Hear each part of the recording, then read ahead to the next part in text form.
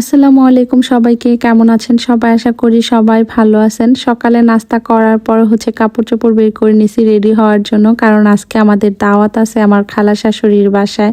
আর সামিউনকে ভাবছি ওর বাবা যে দিছে ওরে ওই ড্রেসটা পরাবো, তবে এই ড্রেসটা ও কেন জানি পরতে চায় না। পরে বললাম যে তোমার অনেক সুন্দর লাগবে, ওরে আবার বললে ও শোনে, যদিও বা একটু মন খারাপ হয়। ও অন্য একটা পরতে চাইতেছিল, আর আমার জন্য সামিউনের বাবা ড্রেস আনছে, তবে এইটা আমার কাছে ড্রেস কম বোরখা বেশি লাগতেছে। পুরা বোরখার মতোই, এত বেশি লং, মানে বোরখার মতোই লং। এটার মধ্যে কেমন জানি একটা স্ক্রুপের মতো লাগানো ছিল, পরে ওইটা প্লাস দিয়ে খুলে দিছে, কারণ হাত দিয়ে খোলা যাইতেছিল না। দুইটা ড্রেস আনছিল, আরেকটা ছিল ক্রিম কালার, ওইটাও এরকমই সিমিলার, অনেক বেশি লং। তো দুইটা ড্রেসই আমার বোরখা হিসাবে পরতে হবে। আর আমি এই ব্যাগটা নিয়েছিলাম আমাদ কালেকশন থেকে। তো দেখলাম ব্যাগটা আমার ড্রেসের সাথে একদম ম্যাচিং হয়ে গেছে, ভাবছি আজকে এটাই নিয়ে যাব।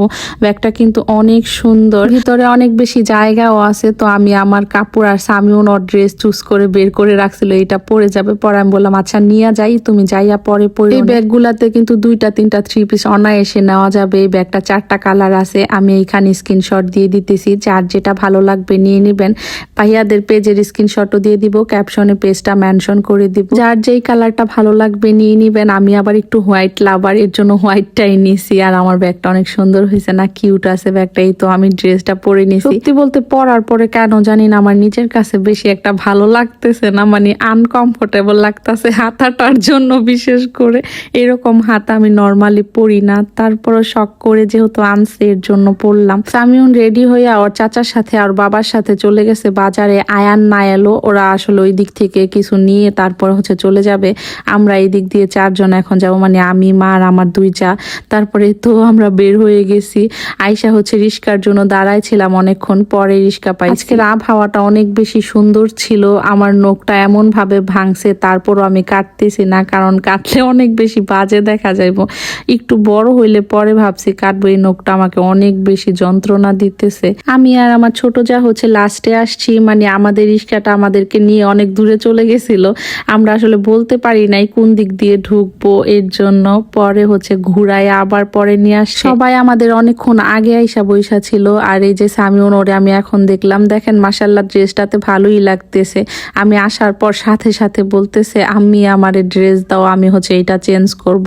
পরে আমি বললাম পরে করো, ও বলতেছে না আমি এখনই চেঞ্জ করবো। মানে ওর অনেক বেশি আনইজি লাগতেছে ড্রেসটাতে, যেমন আমারও লাগতেছিল আনইজি। আসার পরে অনেক মজার একটা শরবত খাইলাম, লেবু, সাথে ইসুপকুলির ভুসিও দিছিল। আর এগুলা খালাম্মাদের গাছের আমগুলা এত মিষ্টি আর অনেক মজা, কোনো পোকাও নাই আমগুলাতে, অনেক মজা লাগছে। আমটা খাইছি। আর আমরা সবাই নাস্তা করতেছিলাম, আর সামিউনের বাবা এই দিক দিয়ে আইসা মুড়ি দিয়ে মাংস দিয়ে খাইতেছিল। খালাম্মা ঈদের ঝুরা মাংস রাইখা দিছিল ওনাদের 2 ভাইয়ের জন্য। এরপর একটু ছাদে আসলাম। ছাদে আবার আমার খালা শাশুড়ির রান্নাঘর। তো আইসা দেখি যে খালাম্মা এখানে রান্না করতেছে। এত বাতাস ছিল, রোদ ছিল হালকা, তবে বাতাসের কারণে অনেক বেশি ভালো লাগতেছিল। খালাম্মারে বলতেছিলাম আপনি তো এসির নিচে বইসা রান্না করেন, মানে এত সুন্দর ঠান্ডা বাতাস এসির থেকেও বেশি ভালো লাগে। আর আমি নিচে আইসা অনেকক্ষণ ঘুমাইছিলাম। ঘুম থেকে উঠা দেখে যে খাবার টাবার সব রেডি করে ফেলছে। পরে আমরা সবাই মিলে খাইতে বসি। আমার খালা শাশুড়ির হাতে রান্না অনেক মজা, বিশেষ করে গরুর কালা ভুনা আর মুরগি ভাজাটা আমার কাছে অনেক বেশি ভালো লাগে। আমার কাছে না, খালি সবাই অনেক বেশি পছন্দ করে। মুরগি ভাজাটা খালাম্মা একটু অন্যরকম করে করে, আর কালা ভুনাটা অনেক মজা হয়। আজকে যেহেতু অতটাও গরম ছিল না, তাই খাওয়া দাওয়া করতে ভালোই লাগতেছিল। গরুর মাংস দিয়ে ভাত দিয়ে আমার কেন জানি ভালো লাগে, পোলাও দিয়ে তেমন একটা ভালো লাগে না। ফার্স্টে অল্প করে একটু পোলাও খাইছিলাম। ছোট যা আবার আমার 7 আপ দিয়েছে, বলতেছিল আমি খাওয়াই দেই। আমি বললাম থাক, তোমার কষ্ট করে খাওয়াই দিতে হবে না। দই খাই নাই, কারণ অনেক বেশি খেয়ে ফেলছিলাম মনে হইতেছিল, এর জন্য।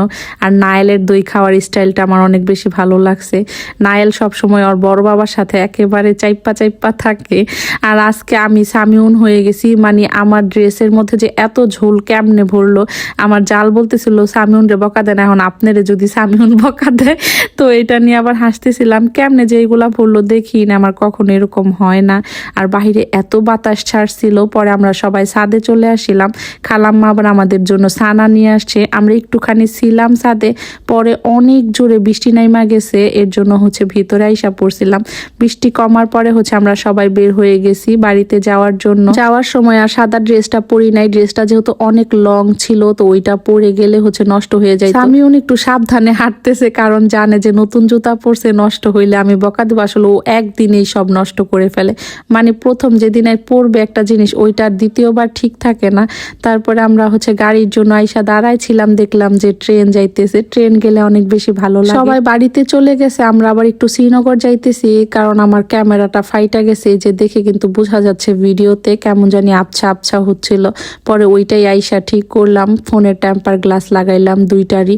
এরপর হচ্ছে সামিউন বলে দিছিল যে পিজা নিয়ে যাইতে, এর জন্য ওর জন্য পিজা আনতে যাইতেছিলাম। এখান থেকে পিজা নিয়ে নিছিল, আর নায়েল আবার আইসক্রিম নিছিল। তো আমাদেরকে আইসক্রিম নিতে বলছিল, তবে আমরা নেই নাই, কারণ আমাদের খাওয়ার একদম মোট ছিল না। রাতে বাসায় গিয়ে ভাবছি তেমন কিছু বানাবো না, তো এইখান থেকে হচ্ছে 3টা মোগলাই নিয়ে নিছিল আর 10 পিস চিকেন ফ্রাই নিয়ে নিছিল সামিউনের বাবা। সবার এটাই রাতের খাবার হয়ে যাবে। আর এখন লেবু এত সস্তা কেন সেটাই বুঝলাম না। মানে 2 কেজি লেবু 50 টাকা দিয়ে দিতেছিল, কি একটা অবস্থা। কিছুদিন আগে একটা লেবু 50 টাকা দিয়ে পাওয়া যাইতো। আমি যে বলছিলাম বোরখা আর হচ্ছে ব্যাগ রাখার জন্য একটা আলমারি বানাবো, তো সামিউনের বাবা বলতেছিল আসছো যেহেতু বানাইতে দিয়ে যাও।